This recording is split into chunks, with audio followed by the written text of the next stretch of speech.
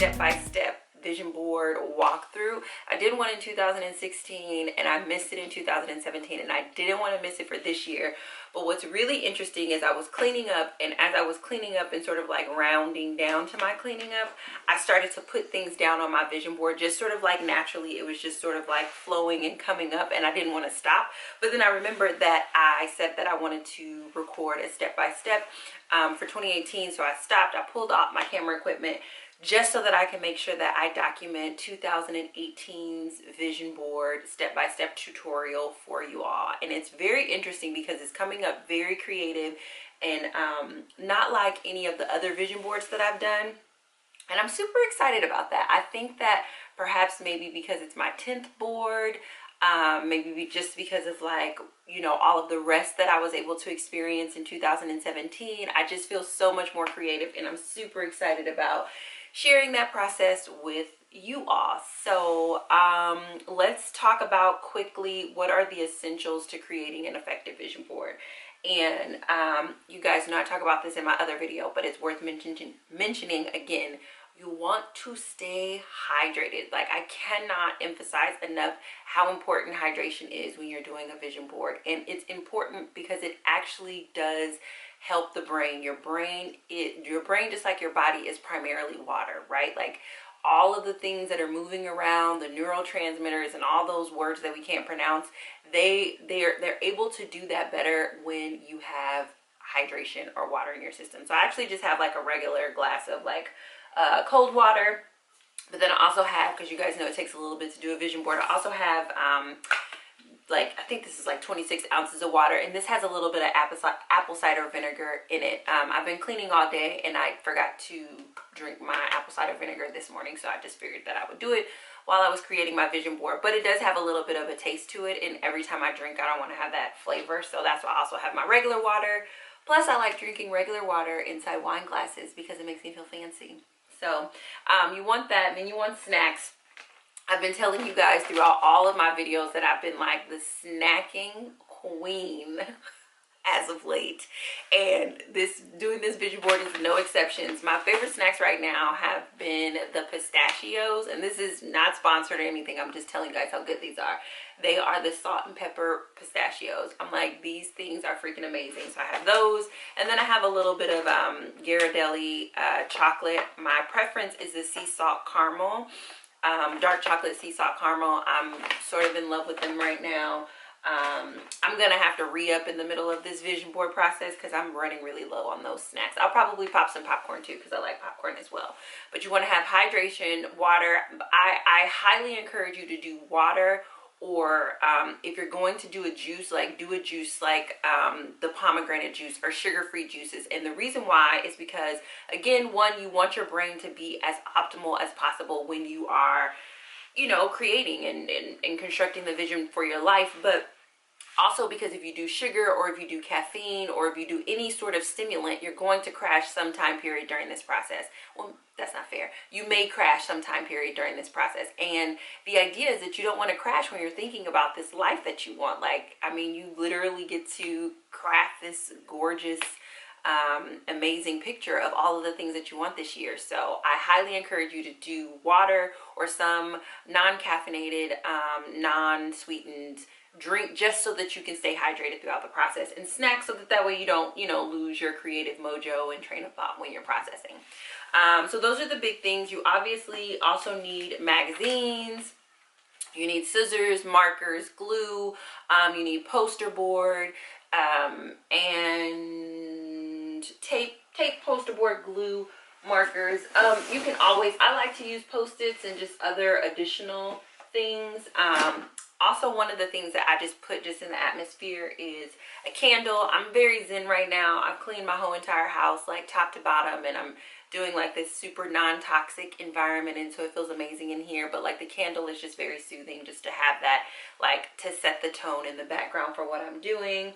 My dog Valor is just like chilling there, like super relaxed, which makes me so happy. But yeah, so supplies are very minimal, but those will be a list in the bottom, the major thing that I think people need, and I think one of the reasons why I have been incredibly effective in creating vision boards, and one of the things that people really enjoy about my vision board parties that I do every year is I help you to break down your life ultimately so that you can digest the concept of pulling together your vision, and I help you to break it down into what I call the 7 areas of life.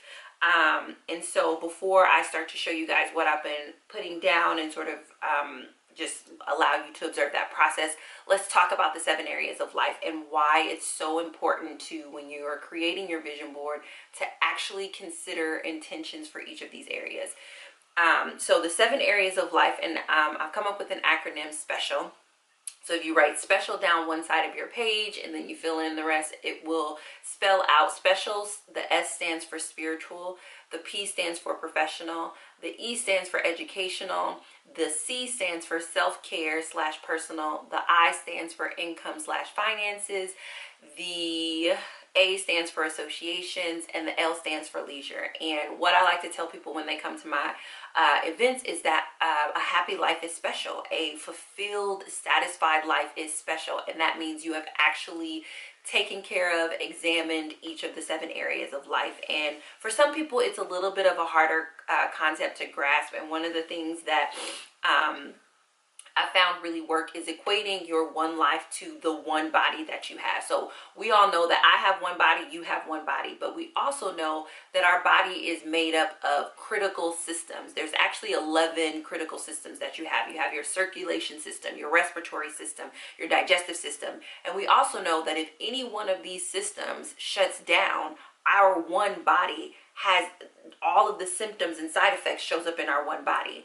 Well, I believe that our life is just like that. If any one of these 7 areas shuts down, is damaged, neglected, overlooked, our life begins to reflect that damage. And so just like if in your body suddenly you had a respiratory condition and it would affect your ability to be able to move, you know, glow up and do all of these things that you want to do with your body, it's the same thing with your life. If you say, for example, are like, you know, the spiritual area of life is not that important to me, I'm just going to neglect it or overlook it. It's like that's going to show up. It's just like if you neglect your professional, or if you neglect leisure, or if you neglect your associations, it's going to show up in your life, and you won't have a fulfilled life. You won't have a sexy life. You won't have a happy life. Like, life will be very, very difficult. So let me share my 7 intention statements that I've already worked through, and I put them in my Moleskine journal that I use for all of my planning. So my theme for 2018 is feminine and certain.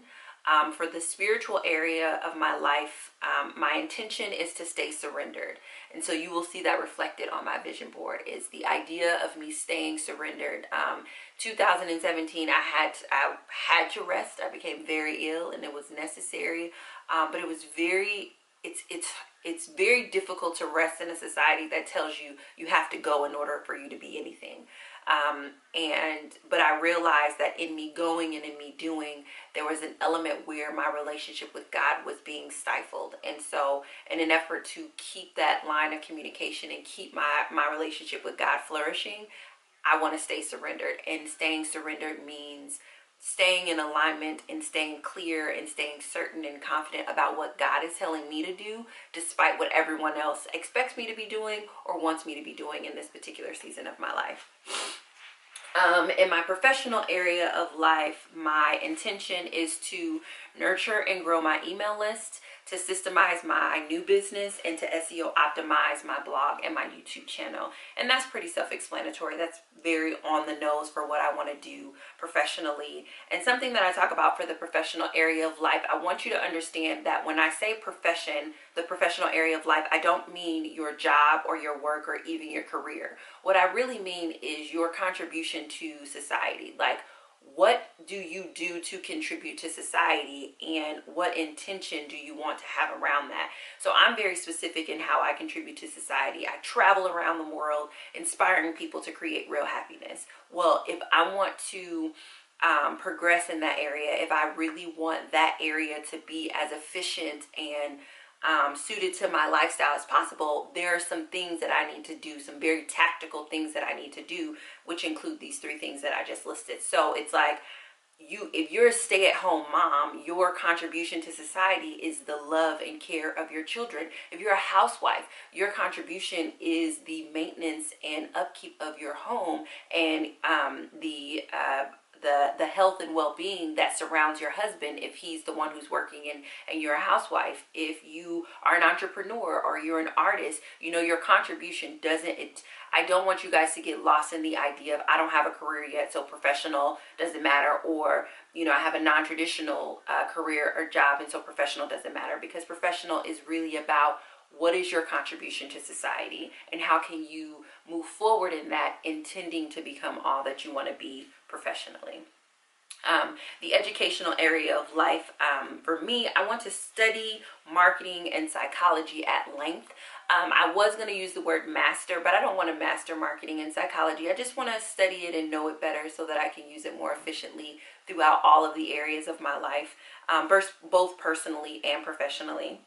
My self-care area, self-care / personal,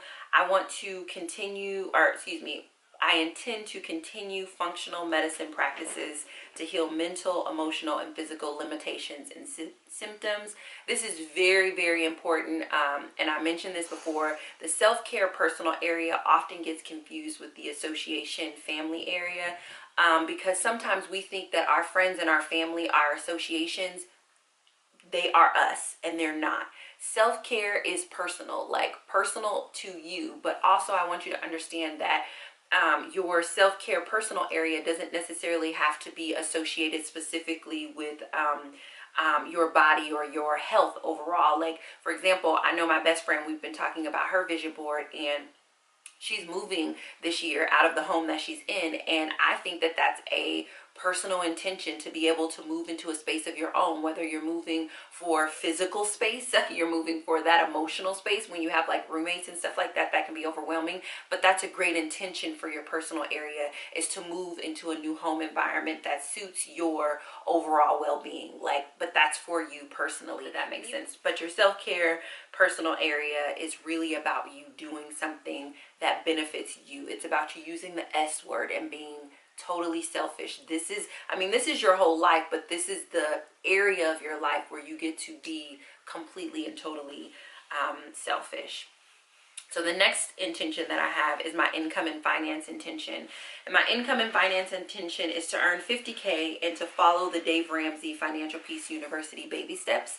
And this is a very unique intention for me, because this income amount that I want to earn is significantly less than what I have earned in the past. But I spent majority of 2017 not earning any money, not working, for approximately 9 months. And as I'm rebounding, there is this wonderful thing that happens when your whole entire life falls apart. You get almost like a do-over. You get a reset, or you get a do-over. And I think that there are there are many things financially that I want to do over. And chasing high salary amounts was an error that I made the first time that I was making money, because I was able to make that money, but I didn't know enough about money to keep that money. I didn't know enough about money to invest that money. I didn't know enough about money to actually properly take care of myself once I actually had more money.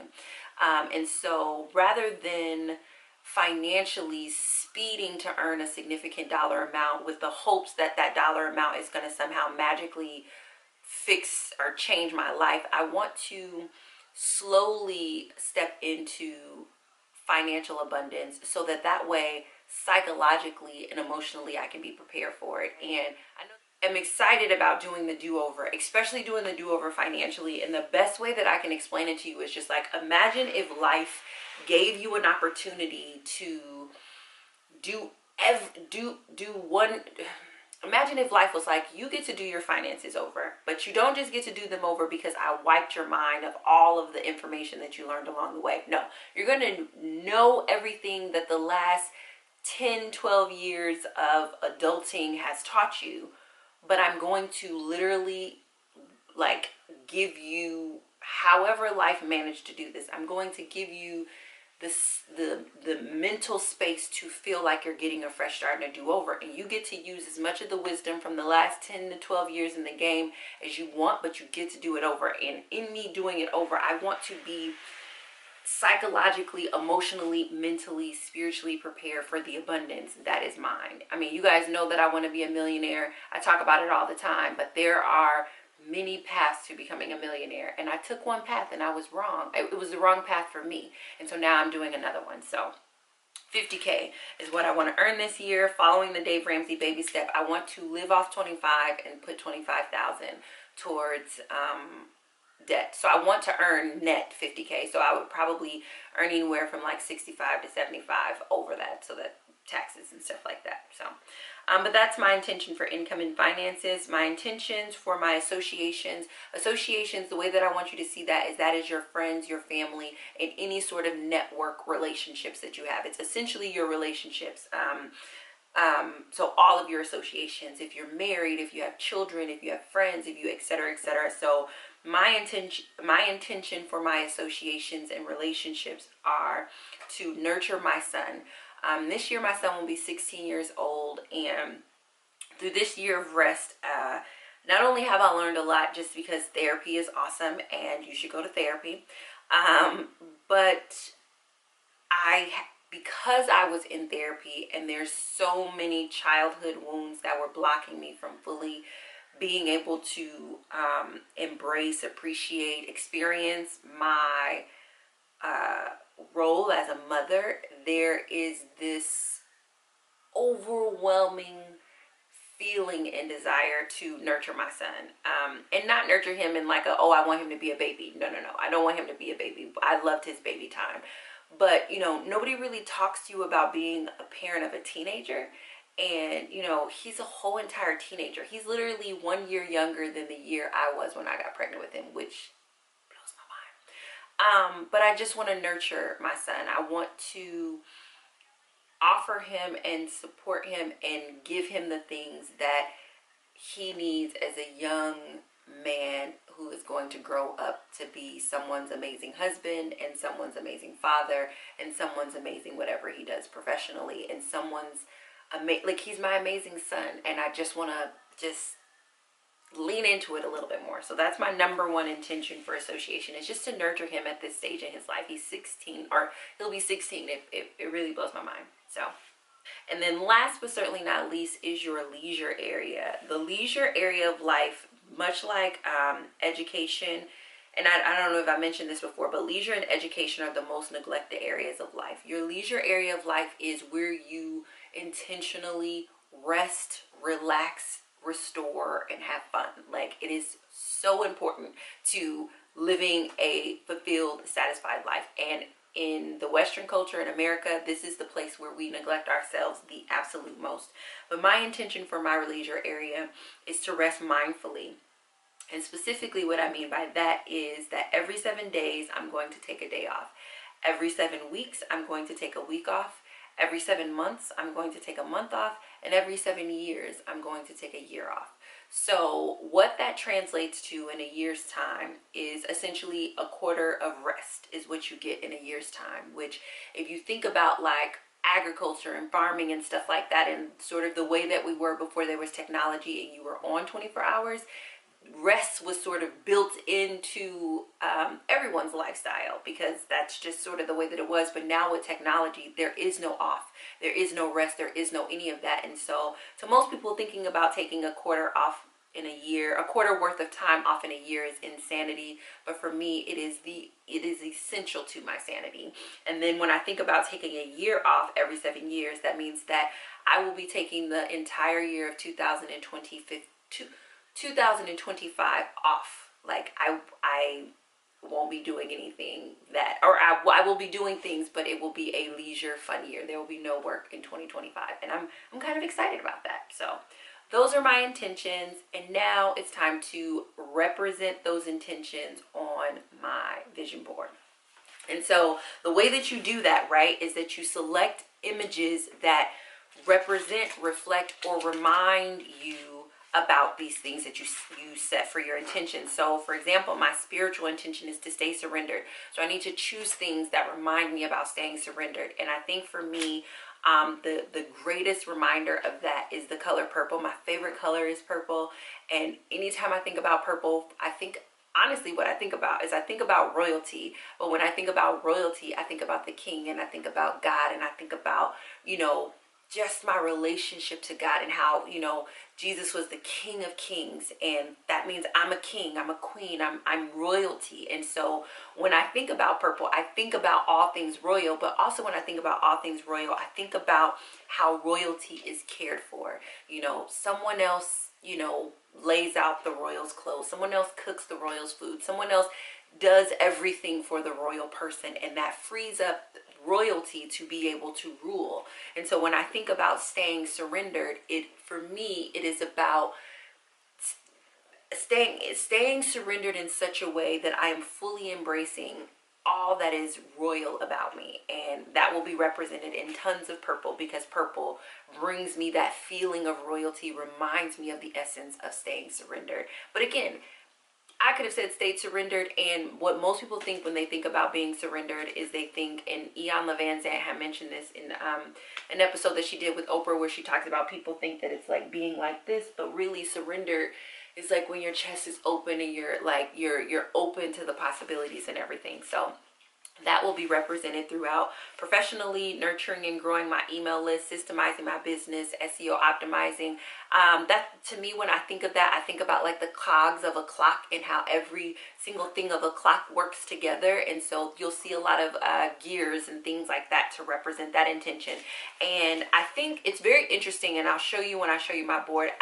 When I started to do this, I felt like a flood of creativity. And so I didn't even want to do the traditional square poster board when I was doing it. And I know exactly where I'm going to hang this piece of art, or this vision board, which will ultimately be a piece of art. I know exactly where I'm going to hang it in my bedroom. And it's just interesting sort of the way the imagery is coming up for me for this vision board. But I think a lot of that has to do with the theme that I set for this year. And after I did my reflection, I set the theme that I wanted this year to be feminine and certain, and femininity and feminine energy is 1,000% creative. It is the essence of creation. If you think about like a womb and what happens in a womb when a woman becomes pregnant, it's magnificent, it's miraculous, it's like out of this world. And so it's sort of fascinating to me to see how that is manifesting itself on my vision board this year.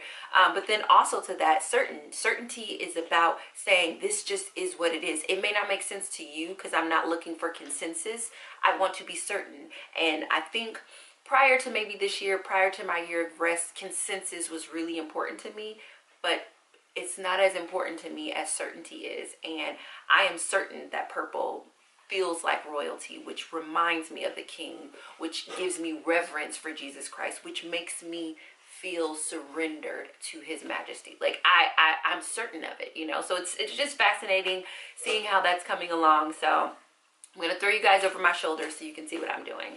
So I don't know if you can see this or not, but essentially what I did is I had these squares, and I was going to make a vision board that was a little bit smaller, this size, but I want to make it something kind of interesting artwork for my master bedroom. And so I kind of taped them down like this. I taped 4 down like this, and it's running down the center like this. So this is sort of just the beginning of me getting started. Before you start to actually cut images out, what I recommend is when you're looking through the magazine, so that you don't interrupt your inspiration, when you're looking through the magazine, you literally flip and say, I liked this blue purse right here. Well, you guys can't see that on that side. Let me pick something on this side. Let's say I liked her natural hair right here. Instead of, or this word hair, what you should do is you should just rip out the whole page and set it to the side, instead of just cutting out hair or cutting out this. Because what happens is when you change task, you interrupt your inspiration. My hands are really dry because I was cleaning all day. But you interrupt your inspiration if you just rip out the page and set it to the side. When you're going back, if you're drawn to it, then you know it has an incredible magnetic force. You know that your feelings and your vibrations about it are so high that not not only did you notice it once when it was here, but you also noticed it in a pile of so many other things that you also really loved and enjoyed. And I think it makes it easier for you to place things on your board once you've actually flipped through all of the magazines that you have and pulled your inspiration first.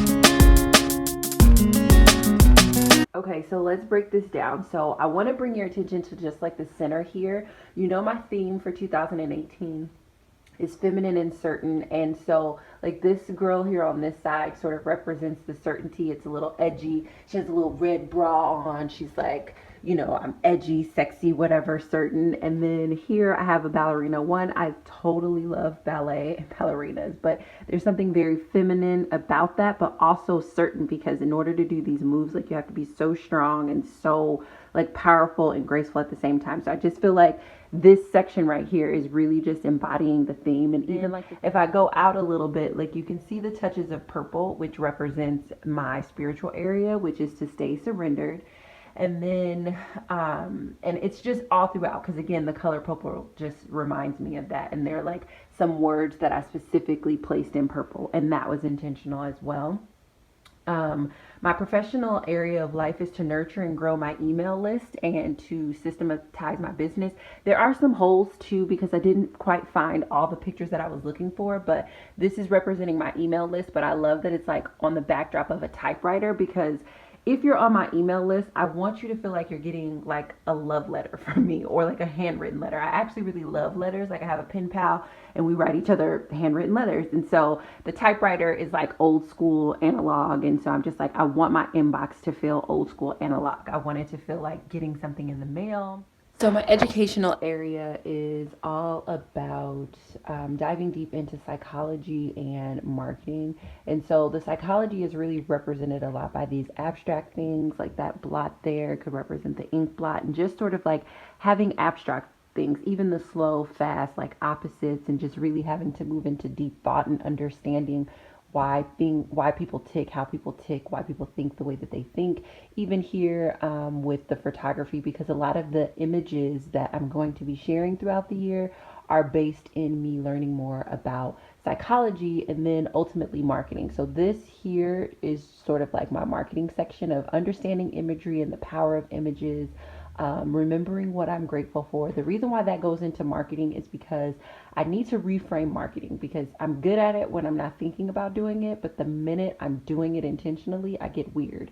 And I need to just accept the fact that it's work. And so that's why there's this person here who's working, but also like, you know, she's working, but she's working in a pleasant, wonderful environment. And so this is sort of like the marketing educational focus there for me.